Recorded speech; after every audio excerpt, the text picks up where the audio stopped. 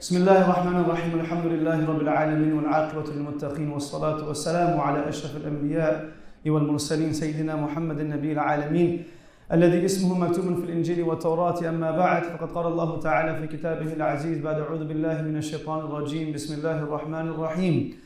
وجاهدوا في الله حق جهاده واجتباكم وما جعل عليكم في الدين من حرج ملة أبيكم إبراهيم وسماكم المسلمين.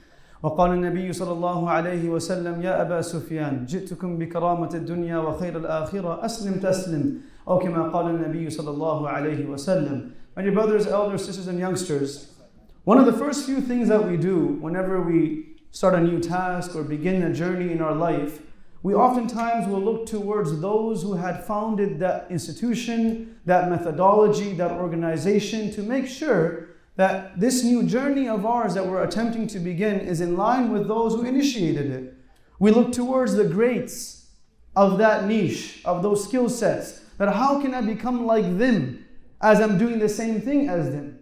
How can I earn the status? How can I earn the honor and the prestige that they were given if I'm in the same field as them? So those who play sports will look at those athletes, those who go into a certain field will look at those who have already come, conquered, and delivered. And we will study their lives. We will aim to study their tendencies, their personalities, the do's and don'ts of their life, so we could also apply it within our niche of the skill set that we're attempting to achieve or to honor ourselves through, so that we can also earn that level and that status. The same is a reality in this beautiful religion. The first identity that we have is a Muslim.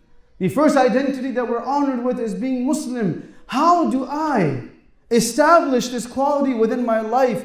By it becoming the greatest source of honor for me, I study those who initiated this process. I study those who came and gave us the honor of this beautiful religion. And amongst those great people was none other than how the Prophet of Allah sallallahu alaihi wasallam described him. Ana da'watu abi Ibrahim, that I am an accepted supplication of my father Ibrahim alayhi salam, that he referred to him, or Allah subhanahu wa ta'ala referred to him as millata abikum Ibrahim.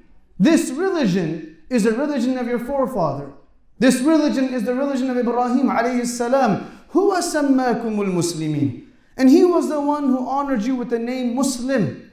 He was the one who honored us with the name of Islam. Though of course, inna ad-deena 'inda Allah al-Islam. We were given this honor of identifying ourselves through the greatest identity that one could be given, through Ibrahim alayhi salam. What was unique about his life that Allah honored him with the names of Khalil, and Allah honored him with the name of Siddiq, that Allah honored him with the name of Inna Ibrahima kana ummatan qanitan lillahi hanifa, that as a one-man individual, he was an entire nation. Allah honored him with these titles. What allowed him to be given such acceptance?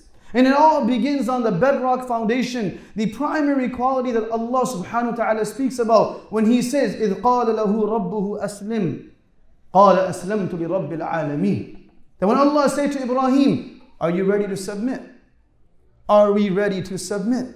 Submission doesn't come in those things that are extra. Submission doesn't come in those things that nobody really counts. Submission comes in those things that really is difficult. Submission comes in those things that we truly have a sense of attachment to. Submission comes in those things that when we submit, and due to our submission to Allah, there is some type of an effect that takes place. إِذْ قَالَ لَهُ رَبُّهُ أَسْلِمْ. And when Allah asked him this question, his response was instantaneous. أَسْلَمْتُ لِرَبِّ الْعَالَمِينَ. I submit to the Master of the Lord and the Lord of the heavens and the earth. I submit, Ya Rabb. And it wasn't just the words that he said, it was his actions that echoed the same sentiments. That submit, oh Ibrahim, do you submit? Because the moment we say we become Muslim, we've also said to Allah that we submit. We have submitted our preferences. We have submitted our desires. We have submitted our children. We have submitted our families to your obedience. Submission to Allah is not compartmentalized to those things that we see to be beneficial to us. Submission does not have to be rational to us. Submission has to fit within the rationality of our religion. Our rationale has to fit within the submission that we have to Allah, because there was nothing that was rational about him leaving his family in a valley.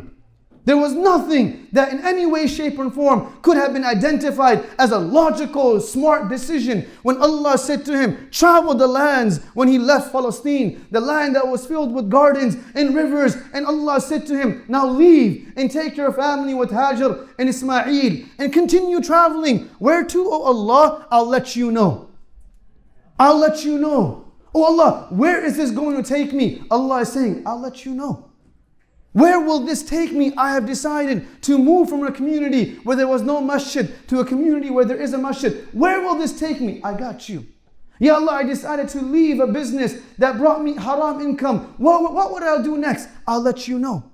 Ya Allah, I decided to leave a haram relationship. Though I was completely immersed within it, what will happen to me next? I'll let you know. Ya Allah, I've decided to stop listening to haram and stop looking at haram. It fulfilled my desires. What's next to fill my time? I'll let you know. I got your back. Because there's no one better than Hasbunallahu wa ni'mal wakeel. Wa ni'mal mawla wa ni'mal nasir. There's no one better to take care of us than the one who truly loves us, like our mothers. And there's no one better that can take care of us like our mothers who love us, who are truly capable, like Allah, whose love is more than our mothers and whose capability is more than all of us combined. Why would He waste us when we leave something for Him? مَنْ تَرَكَ شَيْئًا لِلَّهِ عَوَّضَهُ اللَّهُ مِمَّا هُوَ خَيْرُ اللَّهِ. Well, the Prophet of Allah says, whosoever leaves something, whosoever, Allah is Jawad, Allah is Kareem, Allah is the most generous, Allah is the most appreciative. If a person leaves something for his own friend or sibling, there is an understood compensation and a sense of you do this for me, I'll do this for you. If we leave something for someone who is more generous, we expect more for them in return. Allah is the most generous, the most appreciative. He ﷺ says, whosoever leaves something for Allah due to their submission to Allah's commandments, Allah will always replace that with that which is far better. Mimma huwa khayrullah. For those who speak Arabic know the meaning of khayr doesn't mean mimma huwa aktharullah. That which is more, that which is better. And the metric of better cannot be identified and calculated by a numerical value of numbers. It can only be identified through what we feel and experience in this world, but ultimately in the akhirah. His family was said, he was told, leave the family. You left a garden and you moved to a desert. وَادٍ غَيْرِ ذِي زَرَعٍ. Allah subhanahu wa ta'ala describes it Himself as a valley that had absolutely no life. A lifeless place. No birds that were flying above, no cattle grazing the lands, no greenery, no rivers, no water. There was nothing that was present in this land except Hajar and Ismail. And Allah says, leave them here.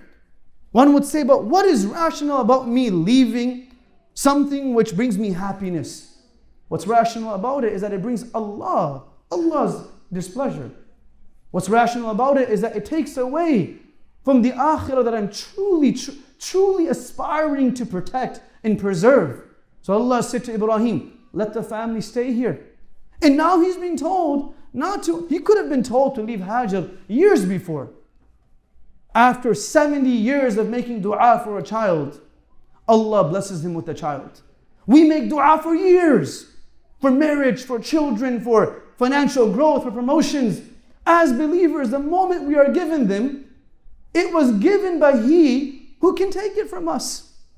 So the only way to truly be grateful to Him is to submit to Allah in the commandments that have to do with that blessing. How do I raise the children that I sought from Allah? The way Allah taught us to raise them.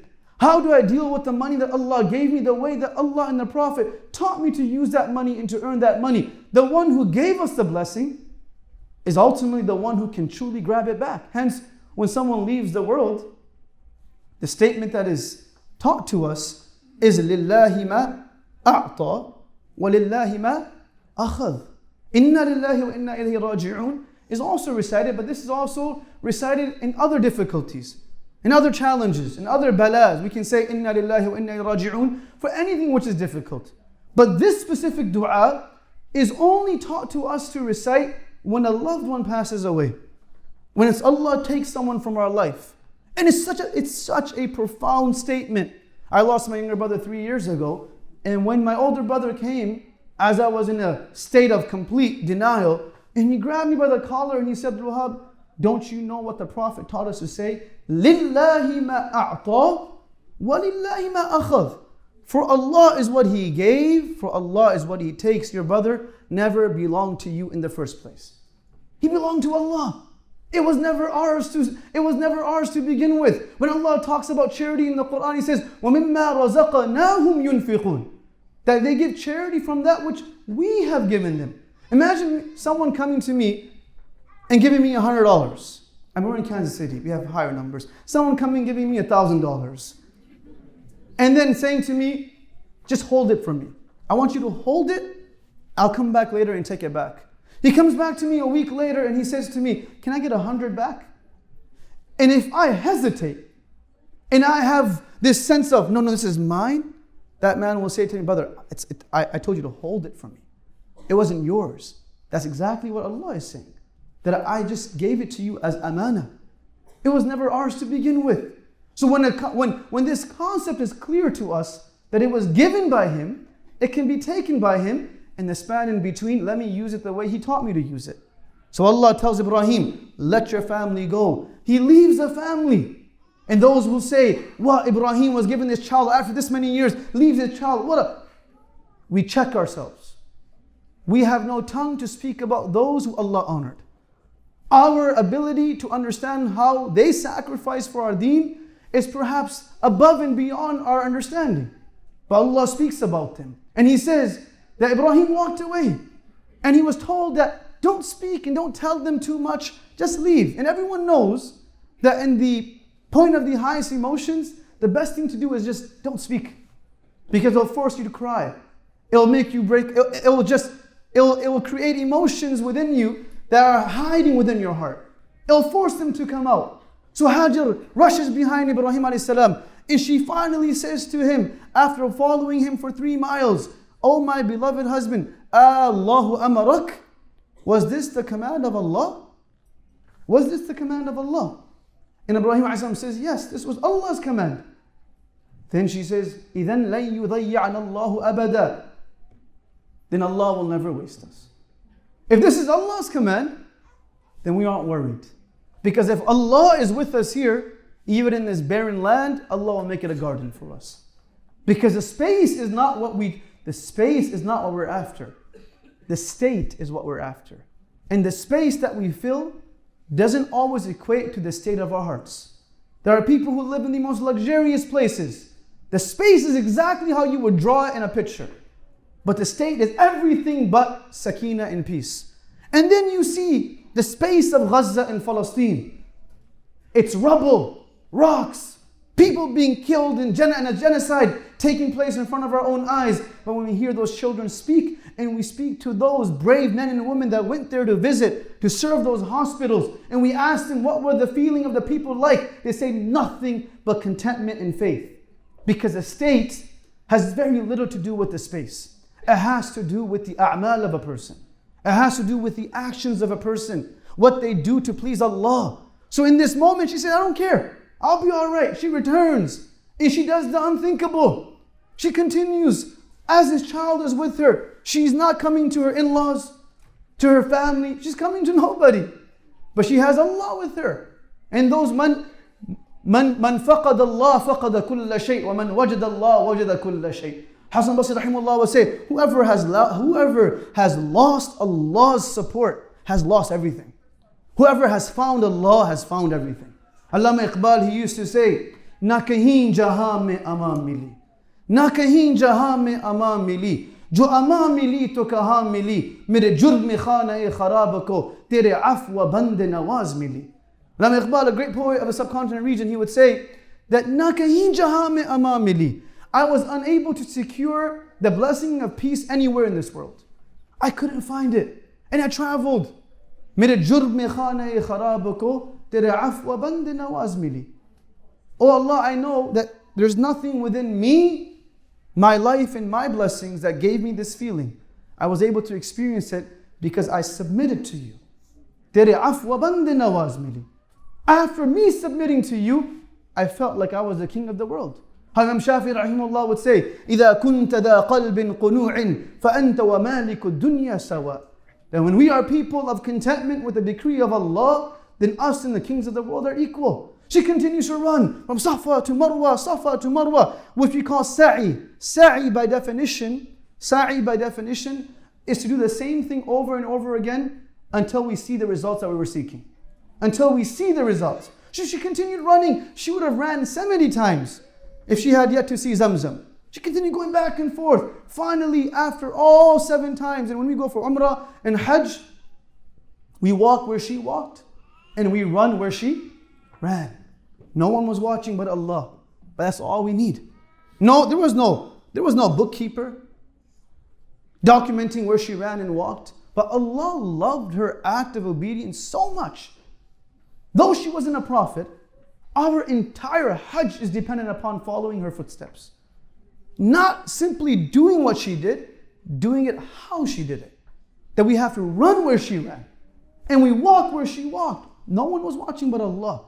This is called submission. Knowing that if I submit myself to Allah, He'll take care of me. And after the end of the 7th run, she sees water sprouting from the earth, which we know as Zamzam, because she went and said, Zamzam, which literally means, stop, take it easy. I need to figure out how to what? Gather you, to collect you. And the water was given to her not because she simply sat there. Because when we submit, it doesn't mean that we don't use the resources around us. When we submit, it doesn't mean that we sit back and just make dua. When we submit, we also make an effort. We also try, we do our part. And then through that submission and our effort, Allah gives us miracles. Allah could have given her water through the rain clouds. Allah could have asked her, Allah could have given her water through someone coming as a traveler. Allah gave her water through a miracle. Because when we submit ourselves to Allah, we don't need resources that everyone else has. We need the source of the resources. And the source is Allah. Ya musabbib al-asbab. He is not the resource. He is a source of the resource. And when we have Him, He can give it to us in many different ways. The packaging doesn't matter as long as we earn what we had asked for. And Allah gives it to us in different packages. That same land that was known as Wadin Ghayri Dhi Zar' is the most beloved land to every single one of us. Not a single heart in here is not attached to Makkatul Mukarramah. It was a city that had no life. Now is a city that is a source of life for all of us. The landscape didn't change. It's still a desert. The infrastructure didn't change. What changed is that that family that had come there had dedicated their life to submit to Allah. And that submission became the cause of the honor of the city and the honor of those that lived there. The house that we live in is not required to change. The people in the house are required to change. And then the impact of the house also changes. It's directly connected to the inhabitants of the home. And hence we're told that whoever says Ayatul Kursi, their home is filled with protection. It's not because they had the best lock and the best alarm system. It's because they recited Ayatul Kursi. Submission creates every sense of comfort for us. He came back years later. They say about 7 years later. فَلَمَّا بَلَغْ مَعُ السَّعْيَ. He comes back all these years later. And I'm paraphrasing and just summarizing the story so we understand the idea of submission. And he comes and he is told 3 nights in a row that you're slaughtering your son. Once again, a person who doesn't truly understand the love that Allah has for us would say, what a radical statement. Allah says to us in the Quran that if I was to order you to go ahead and kill, وَلَوْ أَنَّا كَتَبْنَا عَلَيْهِمْ أَنِ اقْتُلُوا أَنفُسَكُمْ أَوْ اخْرُجُوا مِنْ دِيَارِكُمْ مَا فَعَلُوهُ إِلَّا قَلِيلًا مِنْهُمْ وَلَوْ أَنَّهُمْ فَعَلُوا مَا يُوعَظُونَ بِهِ لَكَانَ خَيْرًا لَهُمْ. He says, if I was to tell you, hypothetically of course, to go and fight and kill each other, and to leave your homes and abandon everything, very few would do it. But those who would do it would be better. I.e., that every command of Allah is filled with wisdom, hence He is Al-Hakim. He says, Ibrahim a.s. comes to his son. He says, oh my son, إِنِّي أَرَى فِي الْمَنَامِ أَنِّي أَذْبَحُكَ فَانْظُرْ مَاذَا تَرَى. Oh my son, I saw in my dream that I was slaughtering you. Imagine coming to your son and saying that I saw myself slaughtering you.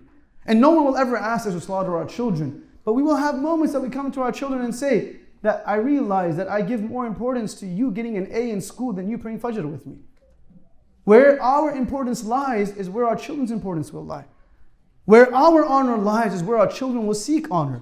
Why do children wish to become someone or something? Because the parents honored those types of people. We're 5 brothers, why did we want to become scholars? Because we saw our father constantly honoring scholars. So when we were growing up, we see this physician father of ours who has everything that he would desire sitting in front of scholars who hardly have anything. That's something that we want to become because our parents are honoring them. The honor that we show our children is what will ultimately give them honor in this life. He said, I saw that I was slaughtering you. The son said, oh father, ya abati fa'al ma tu'mar. Don't sweat it. Don't sweat it. Take care of it. You know, when we raise our children in an environment where they should become engineers or physicians, and we finally tell them, they say, don't sweat it. That's what I'm going to do anyways. That was my plan this entire time. You bred me to do this. When we raise our children to become a specific type of person or to do something specific, when we finally tell them, like, yeah, that's what I thought the whole time anyways. I had no other plans. So this child was raised by a single mother with such a mentality that when Allah's command comes, that's what I was built for. That's what I was created for. وَلِهَذَا أَرْضَعْتُهُ. How the mothers of the shuhada of Uhud, when they were presented their children who became shaheed, Amara, she would say, وَلِهَذَا أَرْضَعْتُهُ. This is what I raised him for. To earn that shahada and to earn Allah's pleasure. And he says, do it. And that son wasn't asked because if he had said, no, Ibrahim wouldn't have done it. He was asked because he was also a part of this reward. And hence the Kaaba was not built by Ibrahim alone. It was also Ismail. That 7-year-old kid was a part of it. There was no one due to their age that is insignificant. A person is insignificant because the lack of obedience they have. Even a child that is 7 years old who has obedience becomes significant in the eyes of Allah. And Ibrahim a.s. goes and attempts to slaughter him. The story continues. And at the end, Allah honors Ibrahim with his son, honors Ibrahim with Ishaq, and honors Ibrahim with an entire ummah. Not only his ummah, but the ummah of the Prophet ﷺ is also an extension of his ummah. This was by no other quality occurred or taken place except for his ability to submit to Allah subhanahu wa ta'ala in the places and in the moments where it was difficult. And we understand that after the month of Ramadan, things become easy for us that are haram, and things that are good become difficult for us. And the next month will be the month of Ibrahim alayhi salam in Dhul Hajjah. And we realize that submitting in the moments that are difficult are the sources of the greatest reward and create the greatest impact in our life. May Allah make us amongst those that can honor our families, honor our children, honor our homes through the submission that we have to the commandments of Allah subhanahu wa ta'ala. The reality of life is that we all submit to someone. Lucky and fortunate are those who submit to our Creator. May Allah make us amongst those. Wa akhu da'wan alhamdulillahi rabbil alameen.